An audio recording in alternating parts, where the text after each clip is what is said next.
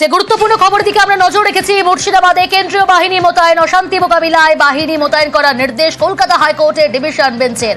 আরো ডিটেল আপনাদের জানাবো, অর্ণব রয়েছে আমার সঙ্গে। অর্ণব, সওয়াল জবাবের পর কলকাতা হাইকোর্টের ডিভিশন বেঞ্চের ঠিক কি নির্দেশ, এবং একই সঙ্গে জানতে চাইবো যে কখন আসবে কেন্দ্রীয় বাহিনী, কতক্ষণ পর ডিপ্লয়েড করা হবে, এবং একই সঙ্গে কত কোম্পানি কেন্দ্রীয় বাহিনী মোতায়েন হবে।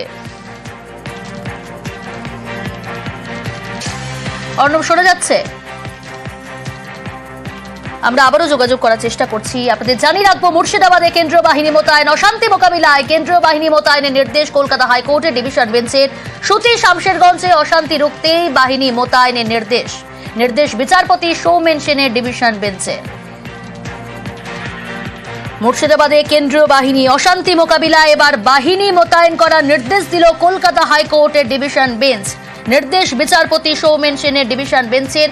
আরো ডিটেল জানাবে অর্ণব রয়েছে আমার সঙ্গে। অর্ণব, সওয়াল জবাবের পর কলকাতা হাইকোর্টের ডিভিশন বেঞ্চ ঠিক কি নির্দেশ দিল?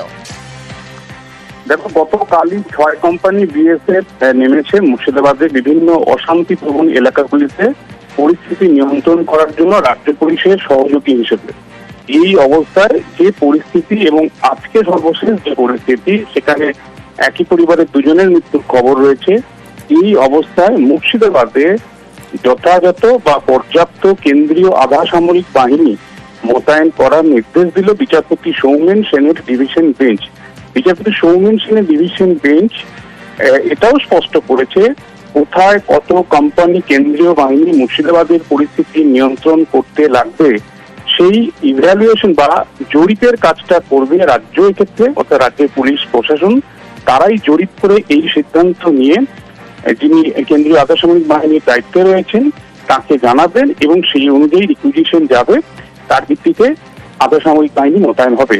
এক্ষেত্রে শুভেন্দু অধিকারী জানিয়েছিলেন নির্দিষ্টভাবে যে সিআইএসএফ, সিআরপিএফ এই ধরনের কোম্পানি বা সিএপিএফ অর্থাৎ central reserve police force, central arm police force বা সেন্ট্রাল ইন্ডাস্ট্রিয়াল সিকিউরিটি ফোর্স এই ধরনের আধা সামরিক বাহিনী মোতায়েন করা হোক। কারণ বিএসএফ এই মুহূর্তে 6 কোম্পানি যে রয়েছে তাদের বর্ডার দেখার কাজ রয়েছে, তার সঙ্গে অ্যাডিশনালি এই দায়িত্ব তাদের কাছে চেপে যাওয়া, তারা মনোসংযোগ করতে পারবেন না পুলিশের সঙ্গে কাজ করতে। যদিও এই ক্ষেত্রে রাজ্য সরকার বা রাজ্য পুলিশ প্রশাসনকে সিদ্ধান্ত নেওয়ার সবুজ সংকেত দিল ডিভিশন বেঞ্চ যে সিআইএসএফ বা যে কোনো ধরনের বাহিনী হোক, আধা সামরিক বাহিনী কেন্দ্রীয়, তা কত পরিমাণ লাগবে, কত কোম্পানি লাগবে, সেটা তারা জরিপ করে সংশ্লিষ্ট আধিকারিককে জানিয়ে দেবে এবং পরিস্থিতি অবিলম্বে নিয়ন্ত্রণ করার জন্য। কখন ডিপ্লয়েড হবে এই বিষয়ে কিছু জানা যাচ্ছে অর্ণব?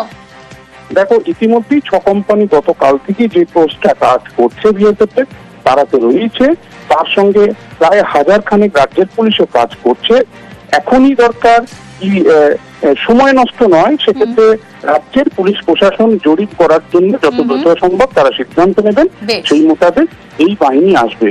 এবং এক্ষেত্রে পুরোটাই রাজ্যের ইভ্যালুয়েশনের উপরই হাইকোর্ট ছেড়েছে, কারণ রাজ্য সরাসরি কিন্তু বিরোধিতা করেনি যে আধা সামরিক বাহিনী নামাতে হবে না, এমনটা নয়। তবে একই সঙ্গে দক্ষিণ 24 পরগনায় আধা সামরিক বাহিনী বা কেন্দ্রীয় বাহিনী নামানোর জন্য বারবার শুভেন্দু অধিকারী আবেদন করলেও সেক্ষেত্রে স্পর্শকাতর এলাকা চিহ্নিত করার জন্য রাজ্য পুলিশ প্রশাসন সেটা চিহ্নিত করবে এবং সিদ্ধান্ত নেবে, তার উপরই ছেড়েছে আদালত।